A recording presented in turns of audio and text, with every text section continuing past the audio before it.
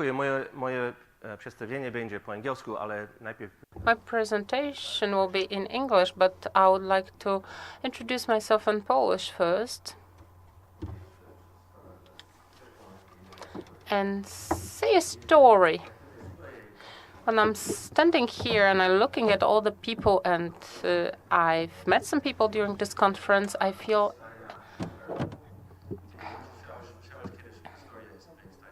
as Einstein's chauffeur.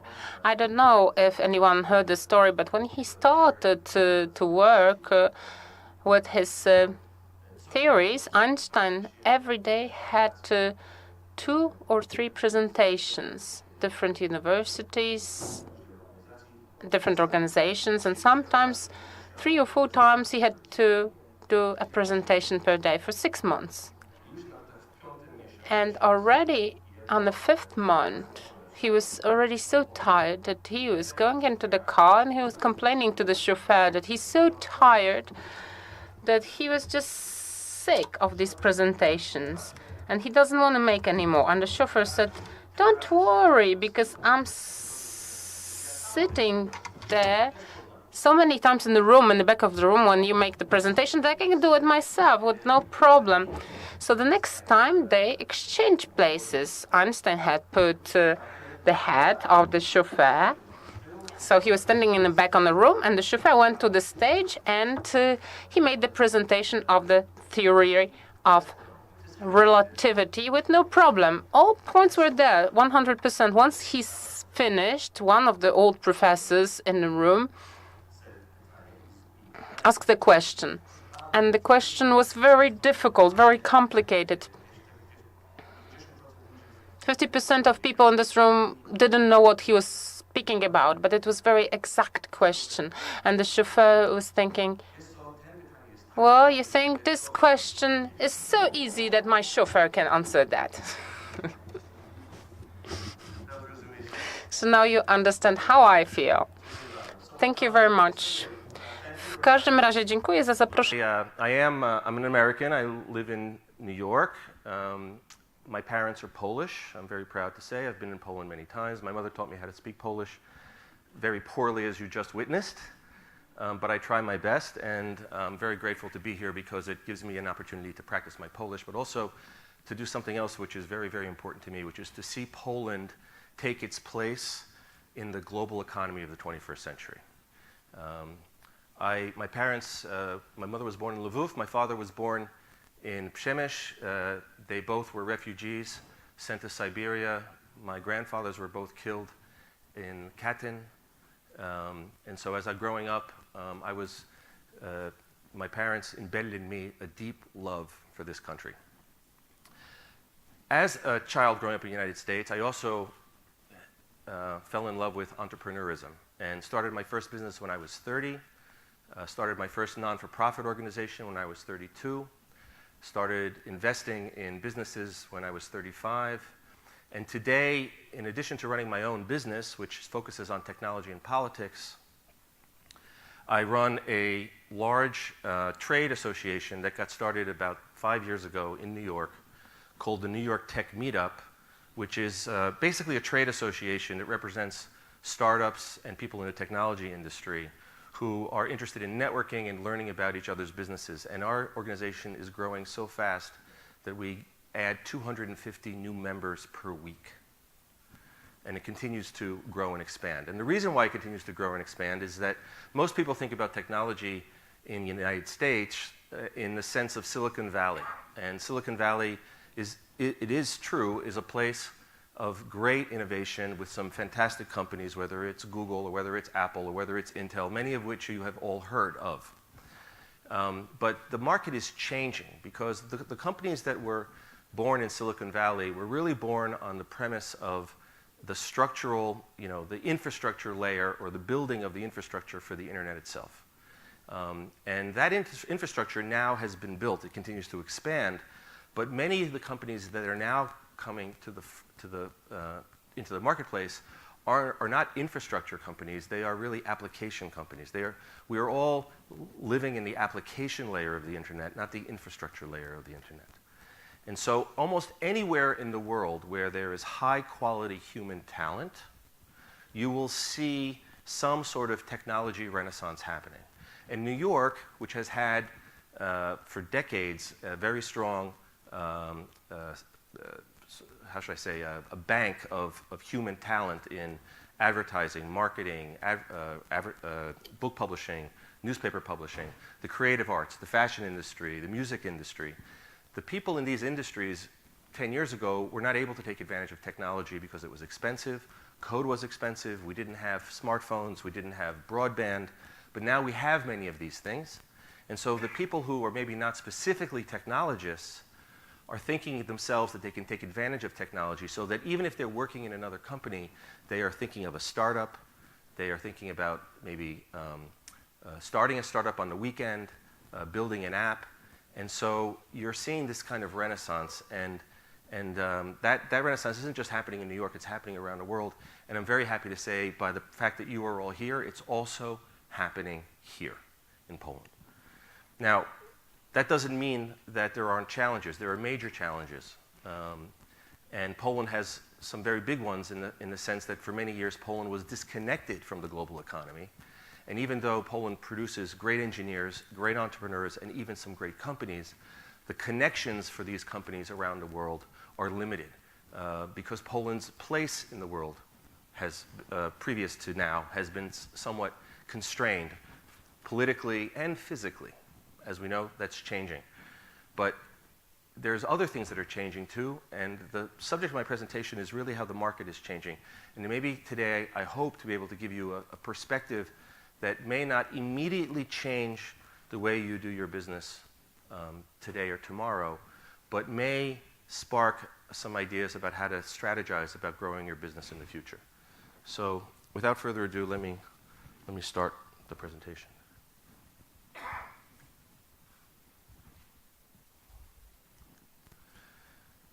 So let me tell you a quick story. This is a photograph of Tahrir Square in Cairo.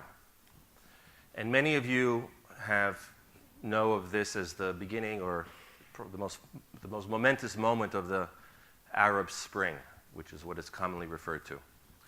And the reason I put this picture up is because there was as you know, many people who were participating in these protests used social media, Facebook and YouTube and Twitter, to participate in these protests. During the protests, however, there was a moment when the former president of Egypt, Mubarak, realized that the protesters were organizing themselves using social media, and he ordered that the internet be shut off. And Vodafone, which is the company that was providing services to Egypt, shut off the internet. The majority of Egyptians at that moment were actually at home following the protests online. The internet was the primary vehicle for them to understand what was going on with the protests. But when the internet was shut off, they were actually forced into the streets. And the reason they were forced into the streets is because they weren't protesting the fact that Mubarak shut the internet off. They were just trying to find out what was going on. And it actually gave the impression to the foreign press and to diplomats and to other people around the world that many more people were protesting.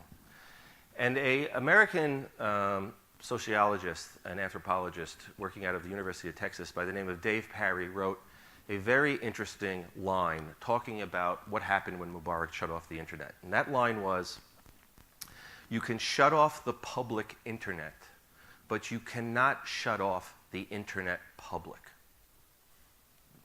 Think about that. It's a different type of person.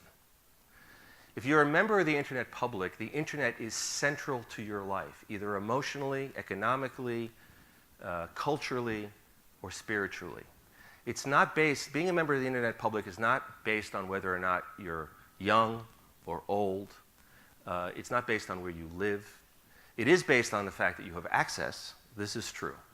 But it doesn't mean that you have to have access only to the internet. It could be because you have access to a mobile phone. But it changes the way you think about the world, because members of the internet public do not think in terms of hierarchies. They think in terms of networks. They do not believe in in respecting nation-state borders, for example. The young people who were protesting in Tahrir Square knew that if the images that they took of the protests and the videos, the tweets, the postings on Facebook were able to be exposed to the whole world, that world pressure would come on the regime in Egypt and that change would happen. The concept of the internet public is not reserved only to protest. It is invested in every part of the world economy today. And so I want you to think about the term internet public as we go through the rest of the presentation. So this is a photograph actually taken at a parade in New York after the New York Giants football team won. And there probably isn't a single person there that doesn't have a smartphone taking a picture of the proceedings. Well, right now there's about 1 billion people in the world that will have smartphones. But in about the next, let's say, 7 to 10 years, it's estimated 6 billion people will have smartphones. And the smartphones that they have will make my iPhone look like a briefcase cell phone from 10 years ago. And we're talking about the next 5 to 10 years. So the pace of acceleration is happening technologically, but now think of it in terms of the internet public. It's expanding, culturally, politically, economically, through the eyes and ears and the ability of individuals to connect with each other. And they're doing it through social media, which you're all familiar with, I'm sure. And it continues. And we can sit here all day and debate whether Facebook will survive. Is its valuation really worth $1 billion?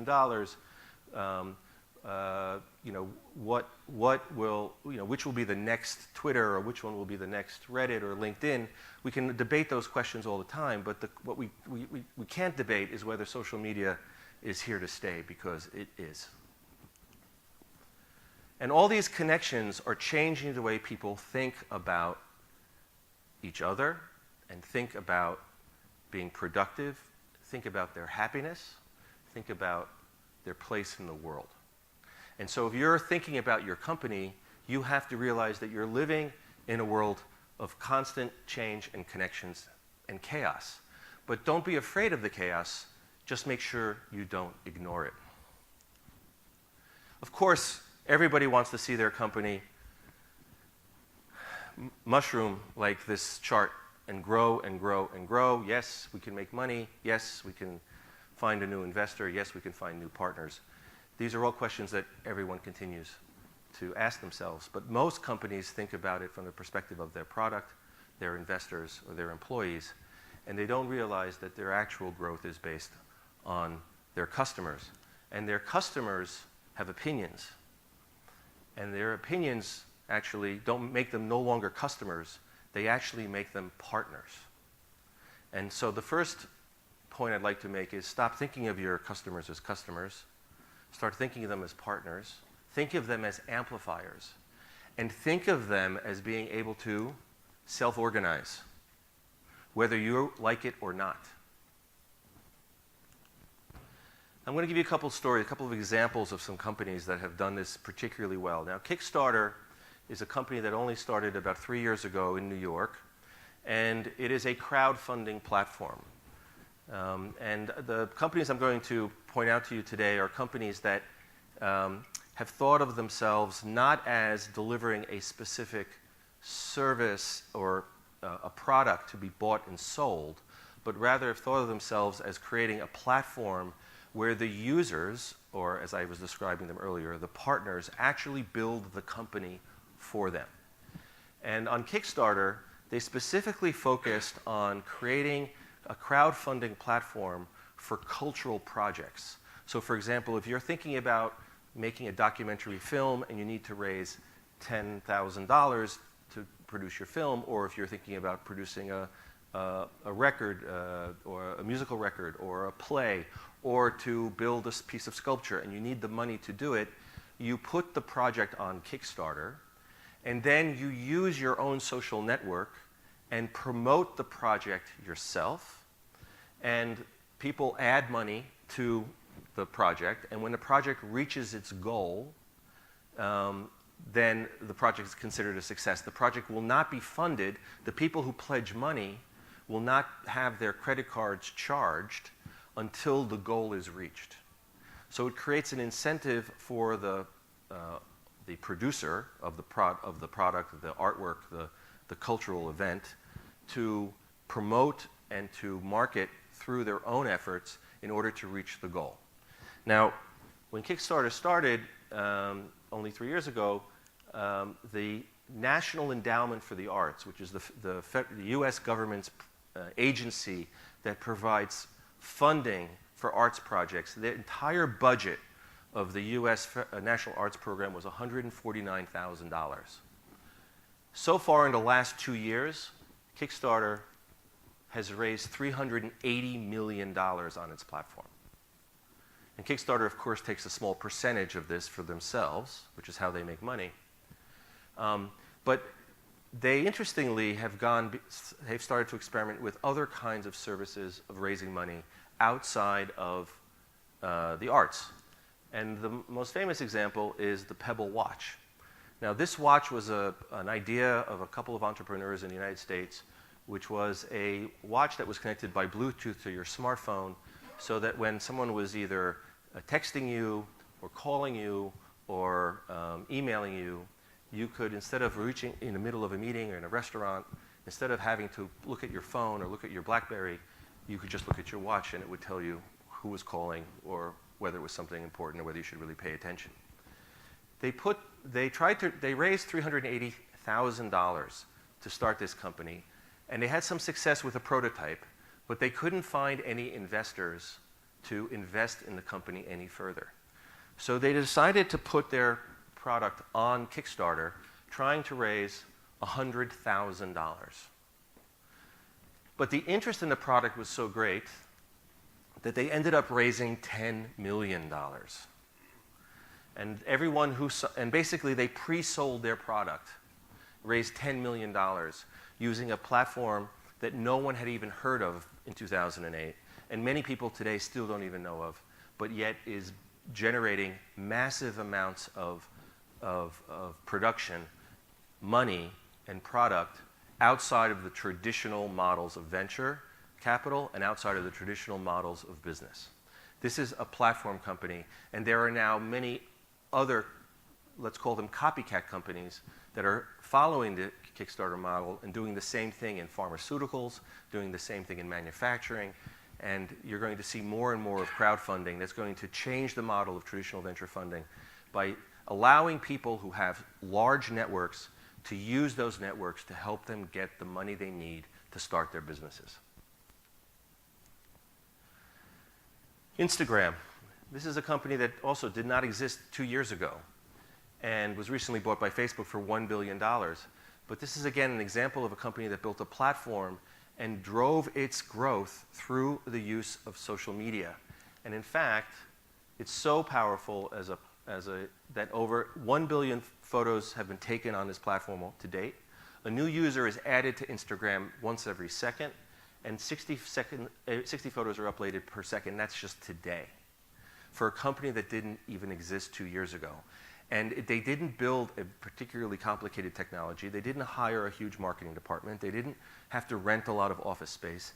They built a product that was useful to their partners, the users themselves. And the users themselves built this company into a billion-dollar company. And many people are arguing that they sold too early to Facebook. Now Facebook has the challenge of figuring out how to make money with this audience, but the growth is unprecedented and it cannot be argued with. Now, just to drive home this notion of the idea of your customers being your partners, Yelp is a platform that was developed in 2007 to allow people to offer reviews of businesses, of hotels, of restaurants, crowdsourced reviews, not reviews in newspapers, not reviews in magazines, but reviews that were generated by people. And since they started, they've had 84 million reviews. But the most important part of this is this statistic, which I'm about to show you, is that this is a survey that was done by Nielsen, which is a very well-known company that analyzes advertising, particularly around television in the United States. And they discovered last year that 92% of people trust the opinions of their friends more than they trust advertising. I mean, that is a remarkable figure. And you could argue that if the advertising industry doesn't recognize this kind of shift, that the advertising as we know it will cease to exist. That doesn't mean that we won't ever see signs on highways or advertising in magazines or even banner ads necessarily. But unless there is a social media component that might connect that ad somehow to your own trusted network, it's going to be very likely that that advertisement is going to succeed. Now, I'm just going to give you a couple of examples of other businesses that are building platforms. This is a company called Airbnb, and what they did is they built a platform that allowed people that had extra room in their home to be able to rent out that room on a mass market, the same way as if they were renting out a hotel room. So if you have an extra bedroom, you could rent out the extra bedroom for $200, especially in New York City or in San Francisco, where the hotels charge $300 or $400 a night. You can rent your extra bedroom for $200, and people started using it to the point where now villas and houses and entire homes are being rented out, and they have over 200,000 listings right now. This company started only 3 years ago, and in fact is being used. Just to give you a quick little story, Airbnb was actually banned by the city of New York because the hotel industry went to the city council and said that this business was a threat to the industry. So the city council passed a resolution that said it was illegal to use Airbnb if you were an owner of an apartment or a house in New York. Now, it's very hard to obviously police this kind of law, but the law passed anyway. Well, many of you have heard we had a hurricane in New York 3 weeks ago, and it's estimated now that 20,000 people are still homeless in New York. Well, Airbnb, the mayor just announced a partnership with Airbnb in order to help people find places to live. You can see how quickly a law can be converted when there's a disaster. But another example of a company that built a platform driven by, in a marketplace, driven by partners, not driven by customers, driven by partners who know each other and develop trust through the platform. And another company that's out there now is a company that's based in Paris called Buzzcar, which I think you're going to see eventually here in Poland as well, which is a company that allows people to share cars, their own cars.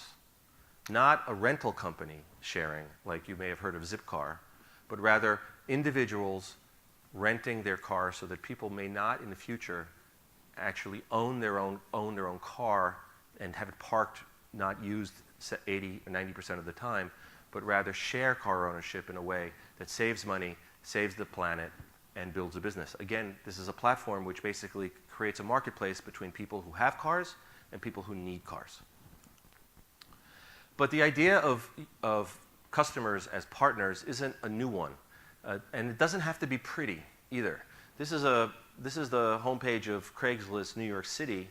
Craigslist basically made classified advertising obsolete. You may have heard of it, but Craigslist has been around for a very long time. You would have thought they would have reinvented themselves, but the reason why it still exists and why it continues to make a lot of money is because they created a very simple service that brings people together on a platform, and they get out of the way. This is happening in NGOs. This is an organization called Donors Choose that matches up people who want to give to schools with people who have needs, like teachers in schools, that specifically identify what their needs are and matches them up with people who want to give them that specific need. It's not a place for people to give money. It's a place for people to exchange value. But I want to return to the idea of the internet public again, because if you accept the idea that there is going to be this, or there continues to be this growing market of humans, hyper-connected humans. This is actually a photograph from the Obama campaign in 2008. you need to understand that it isn't just about the fact that they're able to get on these platforms and that they can exchange business services with each other, and that it makes every other business, any business that's not a platform business, obsolete. The reason why I want to return to the Internet Public is because they are very powerful. And they're powerful not just in business. This is a photograph from a protest that was held in New York around something known as SOPA and PIPA, because the Congress in the United States, funded by the content industry, Hollywood, the music industry, and the Chamber of Commerce, tried in late last year and in early 2012 to pass a law that would have severely restricted the ability of people to share content with each other over the web. Now, I'm not a proponent for piracy, but the law was so overreaching that many people felt that it would structurally damage the openness of the internet, and people started to protest. And the reason why I wanted to put up this photograph is that the New York Tech Meetup, the organization that I'm a member of, was involved in trying to convince our two senators not to support this particular piece of legislation.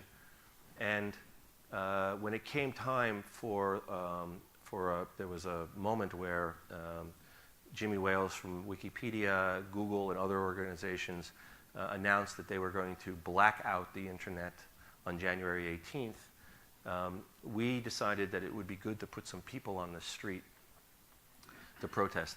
So we sent one email to our at that time, 20,000 members, and within 2 days, we signed up 3,000 of them, and 2,500 of them showed up in front of the offices of the senators in New York.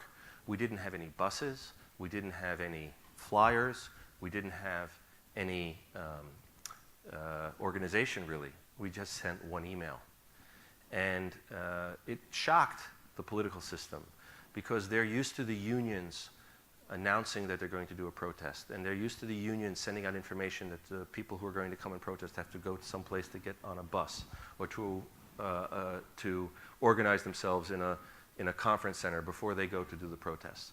And here, out of thin air, came 3,000 people protesting, and they didn't even know that these people existed. But this didn't just happen here, in New York. It happened here as well. And I'm sure you're all familiar with the ACTA protests, which we didn't actually participate in the US because it was too late. Our government, not being transparent, didn't allow us to give them any opinion about whether the US should sign ACTA. But many people, particularly led by Polish activists, fought ACTA and stopped ACTA.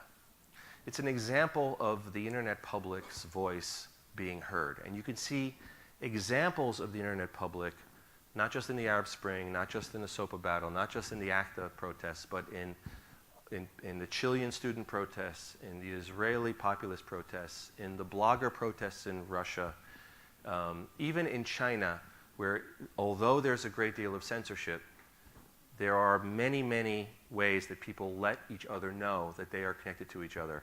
In fact, I'll give you one example, which was the story of Cheng-Ming Chen, who was the dissident who went into the US Embassy and eventually negotiated him to be able to leave the United States, who happens to be blind and wears these very dark glasses.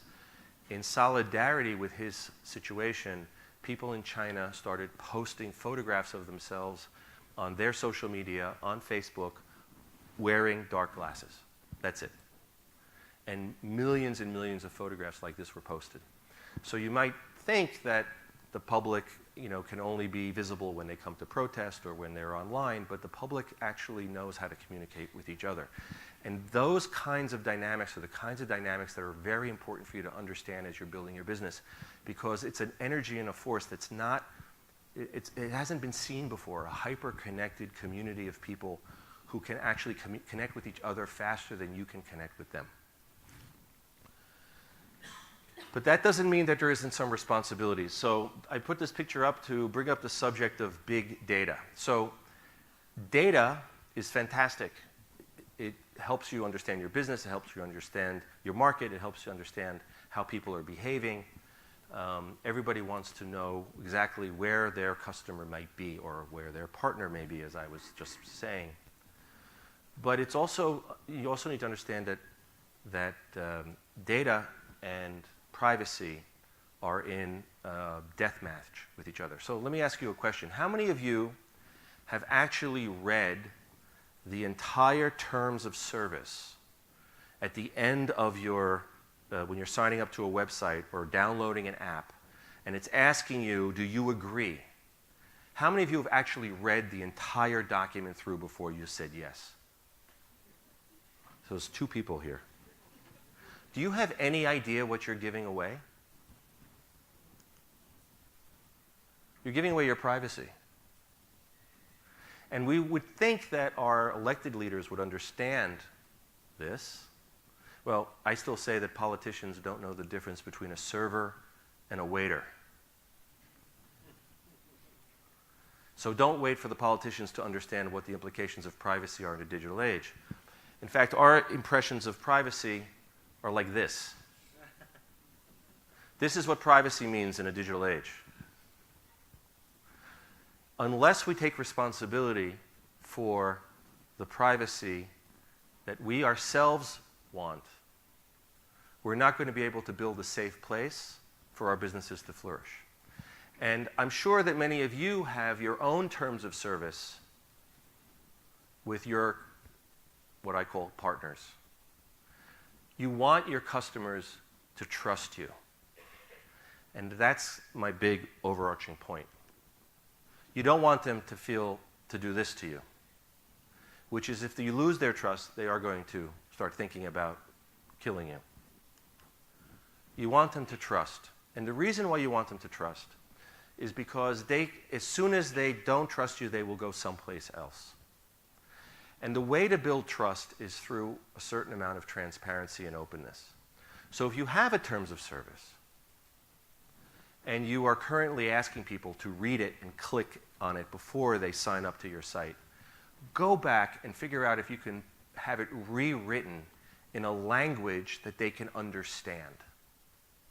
And go back and think about whether or not you can rewrite it in a way so that people can feel like they are in control of their privacy.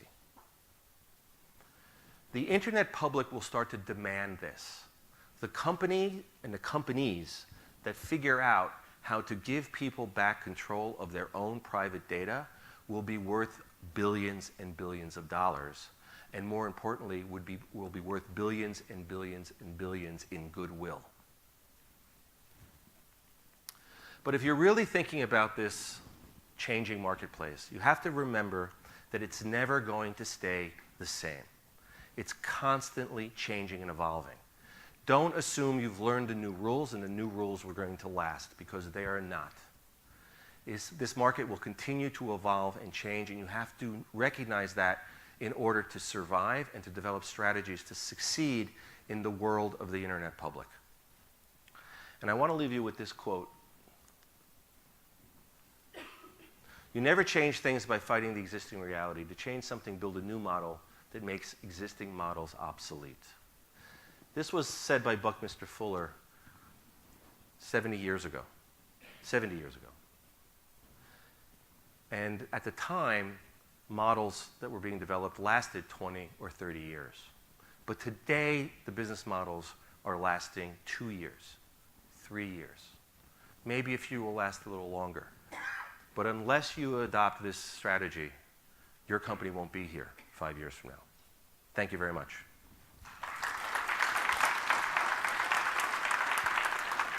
I was asked to speak for about 30 minutes or so. 40. I could take a few questions if you have a few questions. Is there still time? Is there still a little time? Does anybody have any questions? This happened in the panel before. I believe all of you are very shy. I don't believe you don't have any questions. So who's the first person who's going to break the existing model and raise their hand? Here we go.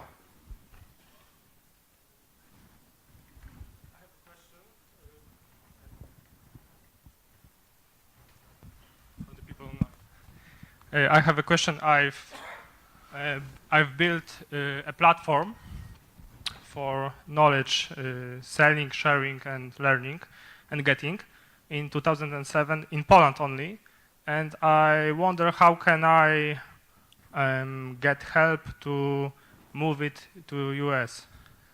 In USA, first platforms of that kind were started in 2010, 3 years after my platform. So the biggest challenge, as I mentioned at the beginning of my talk, is that Poland has some great engineering and some great companies and great entrepreneurial talent. But it doesn't have the relationships outside of Poland that many other countries have. So the first thing is to try to use your own networks, your own social networks, and those social networks aren't just the ones online. I mean, everyone has a social network, friends, family, acquaintances, and you need to ask them. You need to ask them who they know, and you need to research as much as you can potential partners for your particular market. You have to develop these relationships. Without these relationships, it's going to be very hard to enter the market. In the previous panel, we talked about trying to convince investors to invest in a company that is, may have been successful in Poland and hasn't had the, is trying to raise money to go outside of Poland. It's very difficult to do if the investor has no relationship to the company and doesn't and knows that the company has no relationships outside of. So you have to have those relationships. That's the first thing. The second thing is research the marketplace and know who your competition is and understand why your platform is different than what is already existing in the United States. And the third, frankly, is you have to learn English. I mean, unfortunately, and it's sadly, it's sad but true, English continues to be the language of technology, and unless you're able to converse in the language, it's going to be very difficult to find those partners. You had a question here? My name is Krzysztof Bańka. I would like to speak Polish. Proszę bardzo. Chciałbym... I would like to ask, in this unified world of the internet, is there a place for culture, for national cultures? Will this be the future of the internet, related to culture, to tradition of separate countries, nations? This is a very good question. I hope so, but I don't know. Well, I'll try to answer in Polish. I don't know if in such a country, international country, nation states will be able to survive this period where the entire world is linked through the internet, connected through internet. But I hope that the cultures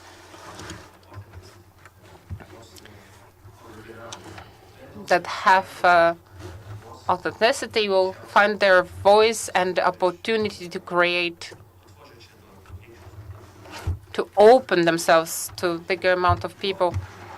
Another thing, new culture will be created, and I can give you an example. I don't know if you've heard about Nam Style. This is a video, a dance. 500 million people. 800 million. It's gonna be 1 billion soon. That someone from Korea could create a film, a video that 1 billion people saw throughout some months. This is an example showing that the world is changing. This makes us afraid. We are afraid that we will lose our culture. This is scary, but maybe something greater will come out of this. Maybe people laugh when I say that, but there will be less war, more understanding among people because everybody will be connected. I don't know. I can only say that if there is an organization or a culture which is not at an internet platform, for sure it will cease to exist in 10 or 20 years. One more question. Maybe a woman, because we need more women in our world. Please.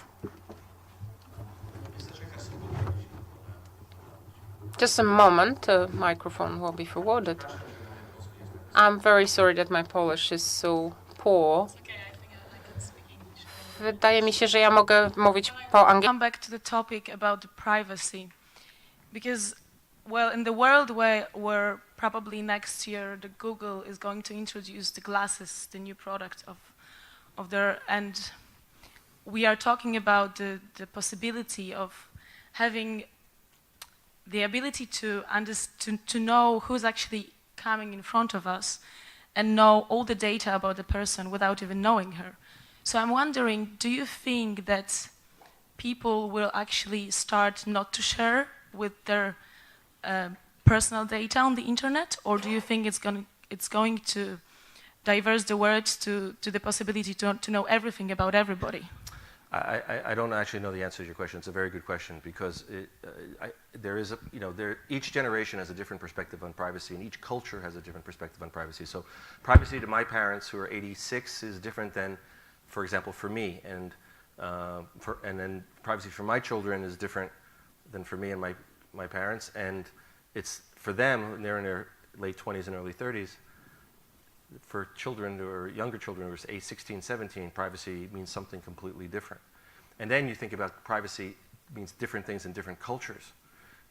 In Europe, the privacy is a completely different viewed differently from a regulatory and a cultural perspective than privacy in the United States. So you have a lot of moving pieces to this puzzle. And the question is whether or not people themselves will start to understand what these dynamics mean. Young people are now warning each other that if you put pictures of yourself at a party when you're 18, you may not get a job when you're 22. In the United States, companies are looking at Facebook before they hire someone. You're going to start seeing that happening in Europe as well. But I believe that there will be a reaction, that people will respond in some way, and that there may be, and if there's any entrepreneurs here, it'd be fantastic if Poland was to lead the way, was to develop a marketplace for privacy so that you could say to a company, I will give you access to my data. I will share with you where I shop, what I think about, what I post about, in exchange for something. What are you going to give me in exchange? And create a marketplace where you actually are able to value your data for what it's worth, as opposed to companies exploiting that data without giving you something in return. I'm hopeful that something like this will happen, but it's unknown. And Google's at the center of it, and we'll find out when those glasses are. And as soon as they do, I'm going to buy a pair. I think we can wrap up. Anyway, I'm going to stick around for a little bit if anybody has any questions, but thank you very much. Dziękuję bardzo, że zaprosiłeś mnie. Jak będziesz w Nowym Jorku, proszę. For inviting me, and if you come to New York, please visit me.